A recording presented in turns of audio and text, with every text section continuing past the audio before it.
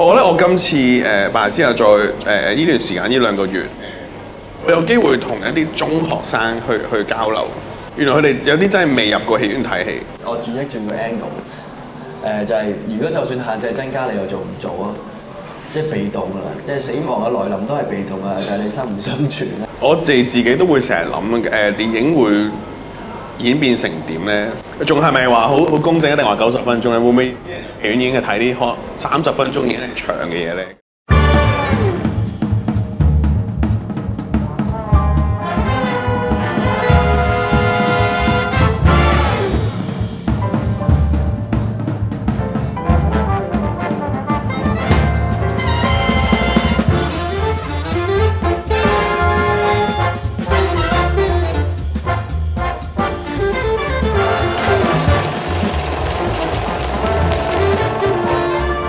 今日咧好特別嘅就係喺呢個歷史悠久嘅建築咧舉行呢一個現場版嘅電影大道，拉攏咗一個特別嘅組合，咁就係白日之下嘅簡君進同埋手捲煙嘅陳健朗，我哋歡迎兩位先。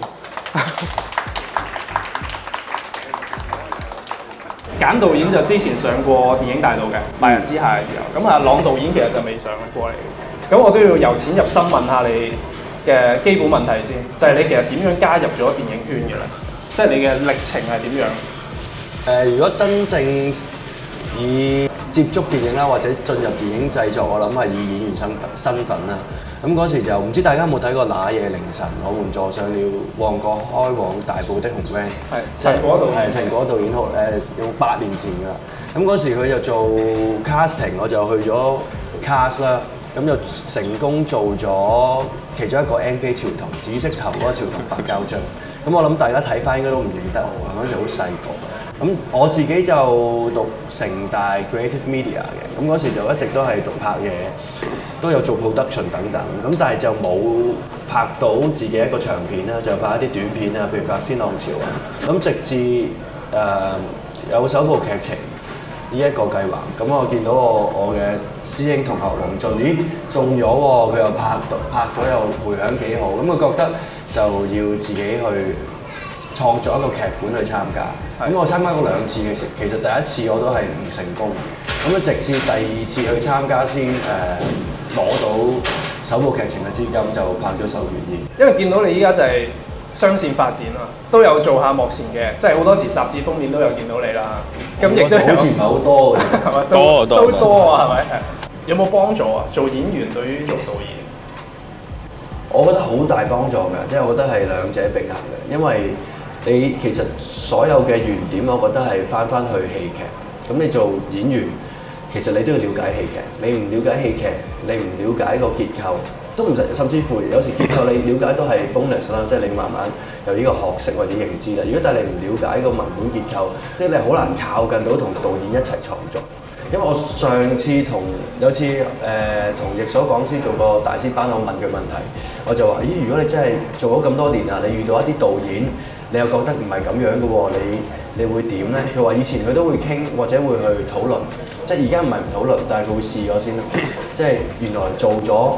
唔係自己所想嘅嗰個選擇嘅時候，原來都做到嘅喎，即係其實有好多切入點。咁我覺得翻去頭先講就係演員同導演就可以喺一個好宏觀微觀嘅狀態底下不停跳出跳入，咁所以係我覺得係好完整咗我成個創作嘅。上次同阿簡導演傾偈就係白日之下準備上，係啦，咁到依家其實上咗一段時間啦。呢段時間對你嚟講有冇一啲得到一啲回應係你想要或者一啲好深刻嘅 comment？ 由我當初或者以前一路細個都覺得電影可能係有個重量喺度嘅。電影佢未必淨係純娛樂，但係佢觀眾入戲院睇戲有完觀影感受，佢會反思，然後可能有一個達至某種社會意義啊，等等。有好多人問我啊，你係咪預期會係咁？其實我個人就係會預期晒所有 scenario。咁佢可能係20個、30個其中一個，出現咗，或者某啲嘢出現咗啊！原來我咁樣諗過，佢真係會咁樣發生，所以我自己都覺得呢段時間上畫都係一個學習嘅過程。就可能我最近見過有1-2個係咪叫 comment 咧？咁嗰位觀眾佢係影住自己同屋企人食一餐飯咁樣，然後然後佢就話多謝，即係佢 tag 咗我哋，跟住就話睇完佢就覺得都可以關心下身邊人啊，原來陪下佢哋都已經好難得。咁我覺得呢啲都好難得嘅，即係我自己睇完我都會好開心，即係唔係咁容易改變個制度啦。即係如果話俾你聽，我拍套戲可以改變晒所有嘢，呢個就天方夜譚咯，我冇人會相信啊。但係咁就係哪怕有少少嘅一啲舉動，有少少嘅念頭上嘅改變，就係一個念咁你改變咗，咁可能係需要好長時間嘅改變，但係起碼呢個開始咯，我覺得。我想再問下兩位咧，你哋覺得依家嘅香港嘅創作環境係點樣？即係嗱，可能好多新聞會講哇，票房啊，冇以前咁好啊，即係有啲咁嘅比較。創作課可能有一啲首部劇情或者易咗，即係相對地。但係你話創作嘅土壤就不嬲都差，即係其實我覺得冇乜變好過。如果你叫我直白講，只不過大家點樣喺一個好貧瘠嘅土壤底下去耕作啫。或者我哋可唔可以大家有心將個土壤重新再去補充養分，再去施肥，點樣去改變？之前有一段時間，香港電影好多時候變成咗一個合拍片嘅狀態。其實你自己拍嗰樣嘢，你要迎合兩邊唔同嘅人，咁你自然你嘅作品就好難討好兩邊㗎啦。咁到而家嘅時候，你點樣揾翻自己嘅創造特性咧？即係點樣？即係一出嚟，你去睇完，譬如睇某啲嘅電影，你會感覺到佢嗰個聞到嗰陣除，即係佢係邊嘅，佢個質地或者個 character 係咩？但係我反而覺得香港電影係要揾翻少少自己嘅 character， 或者我哋創作者本身要有態度咯。我覺得呢個先係之後要做到嘅嘢。點樣嚟咧？你覺得呢一樣嘢，即係點樣揾咧？我覺得對自己嘅想法或者創作要真誠，即係你越係去顧及唔同嘅觀眾，或者你越想去有一個商業嘅成功，有一個商業模式嘅時候，就我覺得就冇你嘅特質嘅，即係永遠我覺得好睇嘅小説或者好睇嘅作品，都係佢嗰一樣嘢出嚟嘅感覺，好有佢嘅作者意識，即係佢好有自己嘅睇法。咁你可以唔中意嘅，但係呢個係審美嘅不同咯。但係佢仍然係一個好嘅作品，或者有質地嘅作品啦。係或者唔好太早為市場而做啦，即係你一早企喺市場嘅角度考量，可能就會冇咗你講嗰樣嘢。因為而家計唔到咯，我覺得而家咁多嘢睇，你又有 OTD， 你有 Netflix， 有 Disney Plus， 有 YouTube， 有即係你睇唔同嘢，你都有滿足到你嘅內容。咁與其係咁，不如做翻自己覺得喜歡嘅，或者自己真心覺得嘅事情。咁就一定會感染到人㗎啦。誠懇地面對自己，呢個係創作者必須具有嘅心態。咁頭先阿朗都會提到有個我覺得係 keyword 就係討好啊嘛。我調翻轉會問好多嘗試覺得話啊呢個好商業，好符合市場嘅嗰啲題材，全部都未必賺錢啊嘛，或者未必收錢。咁其實根本就係冇得計咯。同埋可能大家唔同界別嘅電影工作者，佢哋對商業或者佢哋對自己好了解市場嘅嗰個諗法都唔同。有啲人覺得嗰類譬如鬼片會好賣得，有啲人覺得警匪片好賣得咁樣。但係咪同而家真係會入戲院睇戲嘅人嘅諗法一樣咧？咁唔知咁最清晰嘅就係做啲戲出嚟，究竟有冇人睇或者有冇人討論，同埋有時未必係真係有票房或者好多人睇就代表個電影係好與唔好咯。我覺得，所以我諗回歸翻就係都啱嘅。我覺得其實作為創作者，可能我哋都要有翻啲態度，點樣去做一個，起碼我覺得我對得住我自己先啦。我本人就係我第一個觀眾咁我嘅作品，所以咁呢樣嘢緊要啦。係。你哋兩位除咗電影咧，都有做過其他嘅創作。譬如話電視劇啦、IT9啦、那年盛夏啦，咁呢兩部電視劇嘅出現係個原因係咩咧？係電影好似就係你哋所講拍唔到自己想拍嘅嘢，我拍住電視劇先，定還是係點樣嘅咧？其實係籌備白日之下先嘅，跟住一路都最後都係開唔到咁樣。然後就同我另外兩位編劇啦，我好拍檔啊 Iris 同埋阿峰。我諗我有先嘅有個題材就係 IT9啦，即係我好想拍一個 cringe comedy sitcom 咁樣。跟住我另一位我哋嘅好朋友啦，羅耀輝導演啦，佢就話ViuTV 入邊有Debbie 都係你監製啦，係啊 Debbie Lam，佢哋都好開放，想聽多啲故事，想拍啲劇。咁我不如試下咯，我未試過，咁我就俾個故事佢哋，咁佢哋就中意，就開始傾，然後就搞。咁咦，好似呢邊又 OK 喎，突然間就順利少少嘅時候，就放低咗白日之下。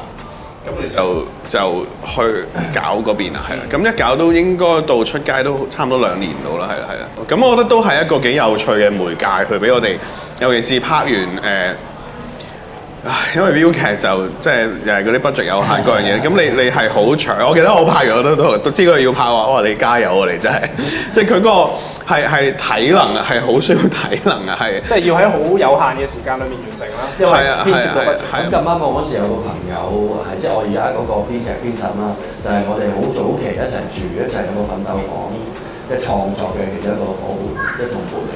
咁啊有一日佢寫一本書就話。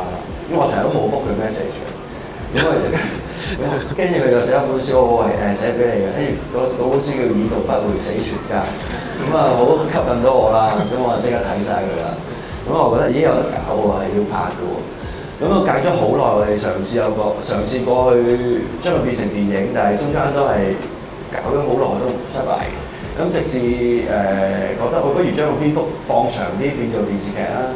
我覺得套劇對我嚟講咧，我就係想試下某一啲香港少見嘅桑拿或者種類，甚至乎我想少少掹走咗用流量去計嘅嗰個模式，即係譬如用 Mirror，咁你 Mirror 咪感覺上會多啲人睇咯，咁的確係多啲人睇，但係可唔可以唔用之餘，我又有自己嘅創作咧，又可以培訓到新人。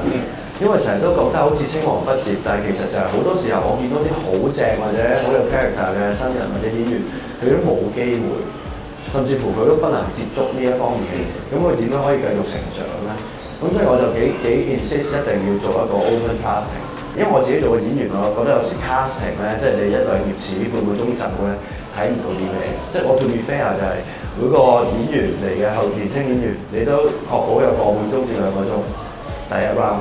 呢個就係你做個演員明白嗰個心理，因為我以前都會話咁短就會有少少賴嘅，即係你俾長啲我就好啲啦。咁但係冇啊嗱，而家我俾長晒有幾多自己知啦，即係發揮係啦。咁我覺得呢一個係需要咯。我覺得有時就係你願唔願意試一啲新嘅嘢，或者唔係咁商業模式以內嘅嘢咯。但係同時你唔係摒棄佢，但係你點樣喺中間攞個 balance。講到兩位嘅劇集咧，我就再問多啲兩位劇集嘅嘢。入面都有一啲嘢咧，大家好深刻，同埋係場外故事嘅。譬如話那年盛夏嘅景，屋村嘅景啦，即係大家依家會去打翻卡啊，或者係留意到原來香港有呢啲地方。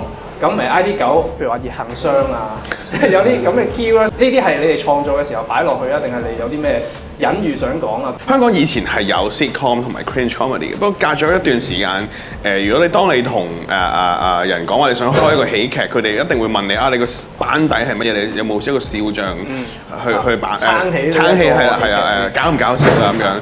但係我對 comedy 嘅理解可能有少少唔同，可能係你設計咗個 situation 出嚟，佢嘅尷尬令到你會發笑啊，等等。你有好嘅演員配合，亦都我哋都係open 即係 open casting 一定經歷過唔同嘅 casting， 適合嘅演員擺落去，佢就會做到嗰個效果。我想試下係咪真係 work 咯？所以到可能出嚟有啲原來我想試嘅嘢，然後觀眾覺得啊都有趣，咁我自己會開心，即係一啲我想試而證明啊，其實唔一定係舊有嗰個模式咁樣。講真，亦都唔係啲好新嘢，不過可能係我睇其他地方唔同嘅嘢啊，好想試下將佢 blend in 喺香港度做唔做到咧？咁我諗 IT9係嗰個過程令我開心，試到又好似有啲成效咁樣係啦。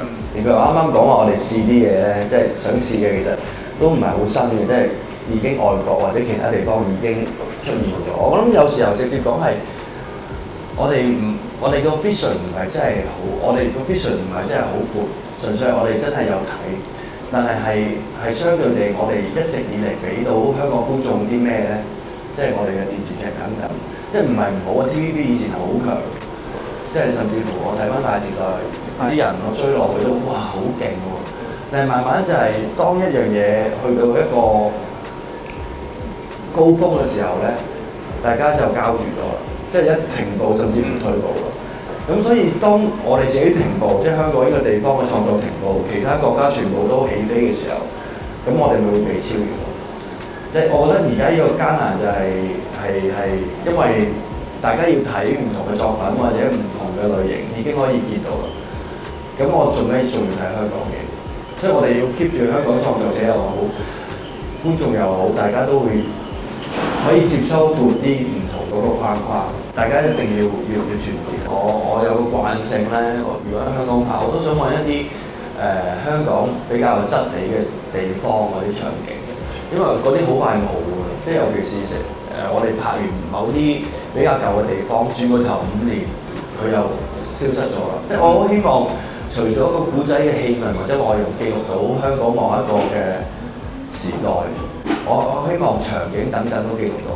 即係大家去睇翻嘅時候，咦，原來以前曾經嘅香港係有咁樣嘅景緻，有咁樣嘅建築。咁呢個係有少少潛意識推動自己去做嘅。係我慢慢去揾景，按照自己揾景去喜好去睇翻嘅時候，我就發覺自己係有呢一個傾向。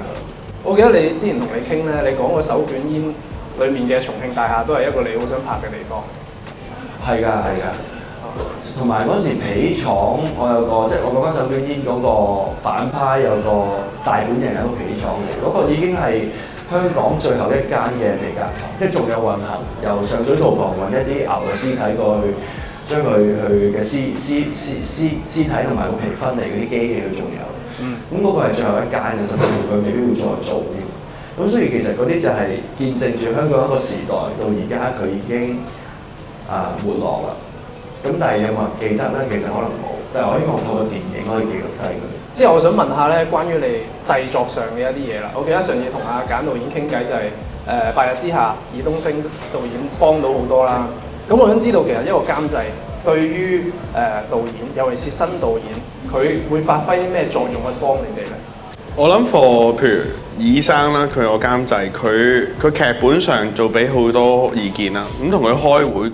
可以開到9至10個鐘咁樣，咁佢就，但係佢唔係話諗到啲嘢要逼你用嗰隻過去，佢係不斷去刺激你嘅諗法，刺激你嘅創作，同埋佢會 share 佢嘅經驗咯。佢未必認同咧，但佢唔係話唔得，佢會話可唔可以講下你哋嗰個諗法？點解你會咁樣寫出嚟？咁而佢亦都成日講嘅就係話戲係導演嘅，你嘅，我最緊要幫你完成你嘅 vision 咁咯。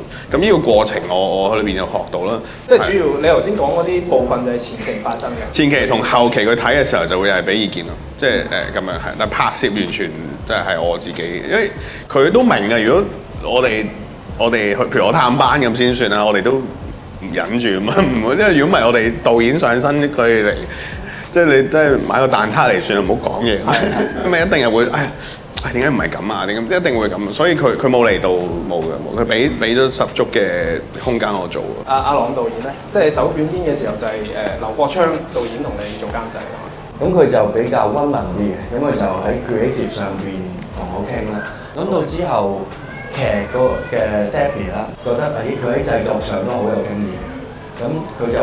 嗰個就因為再長啲嘅個 production period，咁就喺創作上傾完之後，佢基本上佢對製作已經係 manage 晒所有嘢，即係好似打仗咁樣。係啊。你前方你係一個元帥喺度調兵遣將打仗，但係佢就係後邊嘅2號元帥，你唔使驚㗎，你專心喺前邊打啦，後邊嘅糧草會滔滔不絕咁供應。監製會唔會係有陣時你哋去揾㗎？即係你依家有個劇本先，咁我想揾一個監製幫我，咁然之後你先去揾咗監製先。我諗兩者啦，有時候你會遇到一啲監製去揾導演，即係問你有冇興趣啊。亦都有啲時候係你自己有啲作品你去揾監製。咁但係我覺得都邊個做主動都唔係重點，係大家嘅審美或者個睇法近唔近，咁呢個係重要啲。有冇一啲好影響你哋創作嘅人物？即係可能係頭先我講嘅監製，或者係遠啲嘅。外國嘅，可能我係比較成日都俾人定位咧係一個好男性化或者暴力型嘅導演，就好溫柔、血腥嘅好笑。咁其實我諗我早期都係我可能都受杜 Sir 啊、阿果啊、陳果啊、劉國昌啊等等佢哋嘅電影影響嘅。但係你慢慢咧，其實如果去到觀影或者睇戲嘅方向咧，我都係傾向睇日本片嘅。有時候我都係中意嗰陣味多啲。咁可能黑澤明北野武嗰一類嘅電影比較影響到我。即係因為以前一開頭睇黑澤明導演嘅戲咧，就係佢所有嘅調度啊、blocking 啊、鏡頭啊，係有一種打個冷震。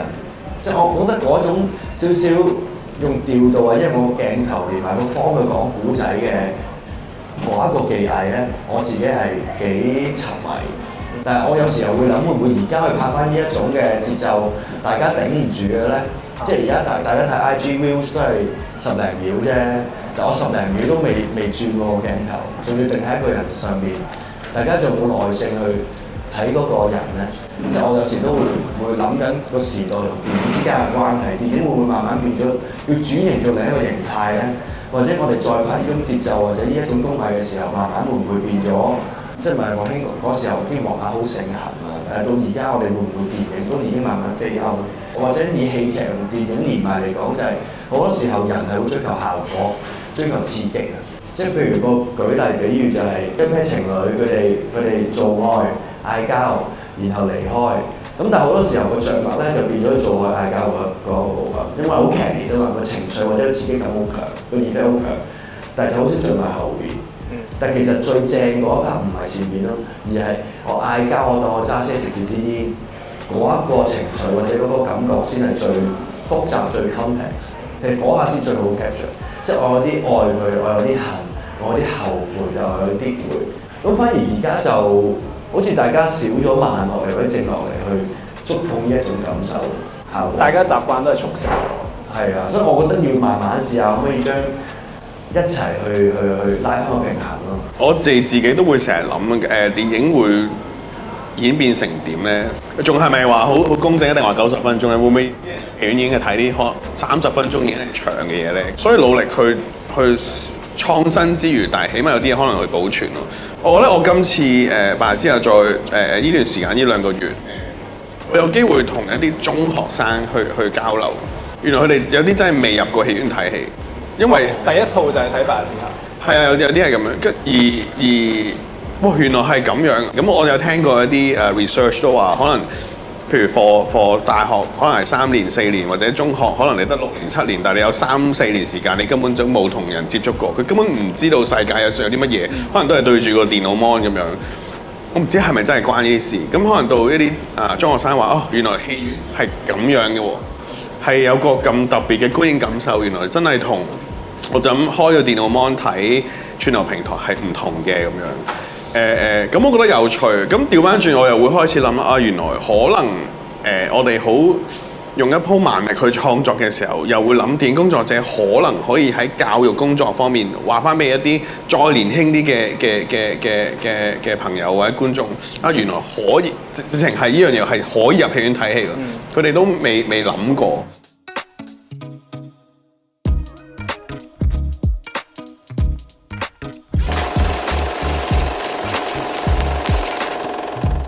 咁呢個時候，不如我就同大家一齊參與呢一件事啦，就係問大家頭先寫低嘅問題啦。呢個第一個問題就係佢冇講係特登想問邊一位嘅，咁我諗2位都答啦，就係有冇興趣做歌舞片？咁香港如果要拍嘅話，歌舞片點先會成功咧？通常拍親都死㗎。咁犀利嘅呢個係咪識得㗎？可以舉手俾大家睇。唔係。呢位 ，Hello 你好，係啦，歌舞片嘅問題。有啊，諗緊啊，好想啊，不過個個都話好似我一講就話死梗㗎，我咪有打我俾你啊，因為佢都話係啊，咁上一套數到係如果愛啦，係咯，唔係仲有賭 Sir 嗰套啊？但賭 Sir 啊，華上班做，係。但我好想，我好中意 musical，我最近真係有一啲咁嘅念頭。不過50劃都未有一撇啊，咁拭目以待啦，可能等10年啦，差唔多。佢頭先有問就係即係你哋覺得啦，香港要拍嘅話，有咩點樣可以成功？即係我諗有冇啲咩因素你覺得啊？點樣可以成功？冇唔敢，唔好講啊，應該係。首先你拍會點拍咯？或者我係如果坦白講啊，但我諗到啦，我都諗緊呢個可以探討嘅第一個問題。即即係個音樂類型上點玩。即係譬如香港就廣東話就大家比較傾向於某一種 band pop 啦，即係嗰一種即係冇好與壞嘅，即係魚蛋歌係一個稱呼啫，但係都可以有好嘅魚蛋嘅，即係會傾向嗰一種 melody 嘅魚蛋歌。咁如果我做一個音樂劇嘅時候，我再全部用呢啲歌定點咧？因為我用呢啲魚蛋歌咧出到國際就基本上就係90%冇人聽，即係人哋都唔知你做乜，或者你音樂上個 quality 或者所有嘢都咁就係音樂劇，但係你唔帶 budget 又唔得喎。咁我面對嘅問題就係唔好劇本一件事，音樂上你點樣可以貼近到國際，然後其他人去聽你唱呢個廣東話歌，甚至乎係 bilingual 你 mix 埋其他語言嘅時候，人哋會覺得有興趣聽落去。呢個已經係最難，即係音樂上嘅定性已經令到好捉襟見肘啊！即係唔知點樣去形成呢個音樂劇嘅方，因為我哋本身有冇 Broadway嗰種 support， 我哋係玩嗰樣象戲，好工匠、好 epic 嘅東西嘅時候，我哋係其實做都唔會做到。哇！呢個問題好尖鋭喎。請問兩位嘅 show 點打嚟？呢個就係我冇乜點打你嘅。我都冇乜點打你。你肯定有啦。即係用開，你係想問佢用開咩工具啊？咩牌子嘅 cream 啊？有冇剃鬚刨揾我哋做廣告啦？到時我會答你嘅。我哋會可能用某個牌子去打你。係啊係。如果有廣告客戶揾我哋兩個，我哋可以睇一次。係啊，冇乜打你嘅，所以冇佢咁靚啊，收得。應該問下你，教我點樣收得靚呢啲 show。係。你哋認為導演係點樣表達自己嘅想法或者 message， 有效咁樣傳遞俾劇組、演員甚至係觀眾嘅咧？譬如我拍 IT9嘅時候，同拍白日之下嘅時候，我嘗試去捏住成個整體嗰個氣氛同埋空氣係唔同嘅。我記得 IT9嘅時候，我就嘗試因為大家嗰時都唔係好熟嘅，其實跟住我就你串下我串下你。跟住嘗試個人係 mean 啲嘅，即係唔係自己開團。工作嘅團隊個氣氛都係係啦，係有一個咁樣嘅氣氛去做出嚟，去令到大家因為大家一定好有禮貌，好恭敬。咁但係嘗試去混成一片嘅時候，就你串下我串下你串下，因為其實嗰個戲劇節奏都係咁樣啊嘛。慢慢可能頭幾日之後磨合咗啦，原來呢一個劇組係一個咁嘅氣氛嘅，佢哋就唔明啦。咁譬如我食飯嘅時候，又會嘗試講多啲我嘅一啲諗法。咁到白日之下嘅時候，可能會嚴肅少少。我嘗試就會認真啲，亦都同埋不斷提醒話我哋嘗試去克制啲，唔好就係濫情地咁樣去處理某啲嘢啊。或者而我哋其實係承載一啲別人嘅痛苦，我不斷提，佢哋潛移默化知道，所以可能就壓力會大少少嘅感覺。但係整體嗰個氣氛亦都係可能嚴肅少少啊，認真少少。我諗嗰個劇片場氣氛同埋空氣係緊要嘅。演員同埋觀眾咧，即係佢點樣將你嘅想法帶俾演員同觀眾？有效地有效又唔知，但係我都有啲公諸同好嘅啫，即係你將你覺得好嘅嘢，你覺得興奮或者正嘅嘢去 share， 咁但係就真係唔知嘅，即係好似煮嘢食咁樣。原來就算你做到米芝蓮嘅廚師，你嘅 recipe 可能好多人中意，但係始終有人唔中意。即係我覺得係種感染嚟嘅。佢啱啱講過揀嗰個 air 劇咗嘅嗰個 air 嗰個 energy， 其實都係一種感染嚟。即係你有嗰個感染力咧，自然你嘅作品就會有。譬如你拍 IT9，可能你中間會揾少少鬆啲嘅位啦。咁但係我自己拍嘢就通常比較嚴肅啲，因為我攞住一條 rules， 就係我就付出緊我嘅專業，我好努力地創作，大家一齊創作，邊個唔專業我就掹陣。咁其實我諗呢一個規則就我都練得幾實嘅，同埋我就唔會成日發脾氣嘅。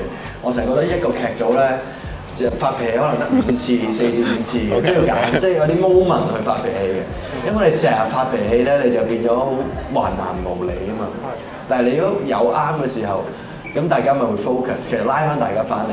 咁如果有人違反咗你嗰個 rules，咁又唔發脾氣啦，但係你好猛陣，都醒嘅，即係垃圾桶。通常譬如啲一開頭我多數人演員嘛，套劇，即係多一啲年輕嘅演員，佢哋知嘅，即係男仔嗰啲咧特別知道我咧，佢哋唔專心啊，即係我喂遊一次戲先，大家 feel 到我掹掹整整咧，佢哋就有個眼神就大家好乖咁靜。即係大家會有時 feel 到嘅，但係 feel 唔到嗰啲又冇辦法啦。嗰啲即係有啲位咯，即係我覺得唔係一下就發脾氣嘅，即係大家明白到我哋努力緊喺件事度衝緊，唔好因為自己任性然後拖垮咗成隊人。佢唔似啊，係咩？點止唔似？我記得我探班佢那年盛夏，跟住就係好靚嗰個屋村景。係。因為嗰日爆頭啊嘛，我去睇爆頭佢哋，即係諗住 support 下佢啦。咁我見到就係其實都係嗰個空，我讚你嘅，即係我見到有50個陳健朗咯。即係因為你就可以，其實佢就有個導演魅力喺度，令到成個劇組都好似佢咁樣咯，係啊！我諗導演起碼盡力，我哋都係學習緊點樣可以令到大家係同一個目標，同一個空氣啦，所謂係啦，向前行，一路推進，係。OK。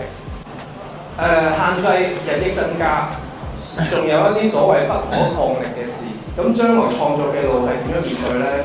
又兩位又會唔會同其他亞洲地區嘅單位合作咧？我諗一定係，哪怕全世界都面對緊呢啲嘅事，其實咁，但係我又會睇返過去唔同嘅年代嘅電影工作者，佢哋都會面對好多唔同嘅壓力。但係往往可能一啲唔錯或者好嘅作品就喺壓力度產生出嚟嘅，所以我期待我哋仲可以喺呢個空間入邊做啲乜嘢，而盡力去做一啲好嘅作品。我轉個 angle，就係如果就算限制增加，你又做唔做啊？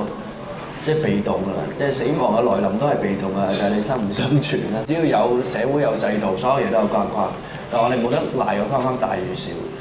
但係你點樣喺個框框裏邊攞到最盡，攞到最 niche，攞到你唔係甘願被商業化或者大眾化。講我之前睇即係史事即係斯坦尼斯拉夫斯基寫嘅一本書，佢就話創作永遠都係小眾推到大眾，然後當你自己成為大眾，你要推到自己。咁其實係一個創作嘅循環嚟。咁究竟我呢一生人完成到呢個創作個 loop 咧？唔知，但係起碼唔可以因為要靠攏 so-called 嘅大眾，然後你咁樣去創作。呢個我覺得就係喺框框就必定有，甚至乎你去到伊朗嘅電影，哇嗰啲係真係。講緊炸飛彈喺側邊，你個導演俾人殺，你會被刺殺，你流亡。咁佢哋嘅框框咪仲比香港仲要再細，但係點解佢哋仲可以去到呢個咁好睇嘅作品出到嚟咧？咁就係你點樣用嗰個框框，係或者你甘唔甘願付出所有地去投身於呢個電影嘅藝術？呢個都係緊要嘅，因為到某個程度上，可能我同阿簡突然間拍到套戲，商業好成功，可能過咗成億，咁我哋就我哋下套去諗下點樣可以再揾到多啲票房，即係難免嘅嘛，人可能會變嘅嘛。咁但係我哋都係啱啱講嗰個純粹或者個初心或者個事實底下就係你點樣 keep 住你對創作仲有嗰個純粹同埋熱誠，而唔係俾側邊嘅嘢去影響。咁你有適量嘅計算係 make sense 嘅，但係唔係俾佢腐化。手捲煙結尾嘅一鏡到底嘅打戲拍咗幾多 take，同埋成個調度係點樣設計嘅咧？嗰一個拍咗最後3 take 啫。我可以少少分享就係原本頭嗰2 take 咧有個火人着火咧，就個火着唔起喎，咁我就開始同個武指講，即係喂唔得喎，不如多少少啦，真係用唔到。咁啊，中間阿家棟哥就第2 take 嘅時候整親個眼睛，又入咗醫院。哇，望住個時間咧，簡直係哇，會唔會拍唔到㗎？已經3點幾，咁搞得嚟一出日光，即係朝頭早你太陽出嚟。即係佢入咗醫院要轉頭翻嚟再拍。係啊，咁又要等喎，等到如坐針氈。咁講到翻嚟唔得啦，個火一定要開大啲啦。點知一撻着咗咧，佢就成個人着火喎，嗰個就唔係 CG 嚟嘅。咁我嗰一下個 moment 咦係咪要嗌 cut 咧？我望住我阿華師兄，即係我哋嘅武術指導，佢就冇出聲，因為裏邊嗰個武師演員咧，佢好真啊，係咁嗌咁樣喺度嗌喎，跟住心係咪真係好痛？佢真係痛定係入咗嚟？係啊，跟住我都開始分唔到啦，真到。咁就如是者完咗啦，拍完跟住就 OK 啊 good take。咁走嘅時候就同翻啲武術組嘅兄弟講，辛苦晒頭先好長。我問佢哋喂辛唔辛苦㗎？跟住好辛苦㗎，好金㗎。跟住我係辛苦晒。但係有個武術嘅師兄就話，但係我願意。跟住我又哇，即刻個心勁感動。好 warm 喎你啊！啱就講緊個 air，即係你去努力做一樣嘢，個 air 大家係咪願意投入咧，係好緊要嘅。但係如果你拍本身個 air 或者個氣氛好差，你未必肯搏，可能停喺度黐線咁，好唔得喎，唔做喎，有可能。咁所以我就係嗰一剔就係一個集晒所有人嘅精神 focus 喺嗰一個 moment， 嗰個係我覺得做到。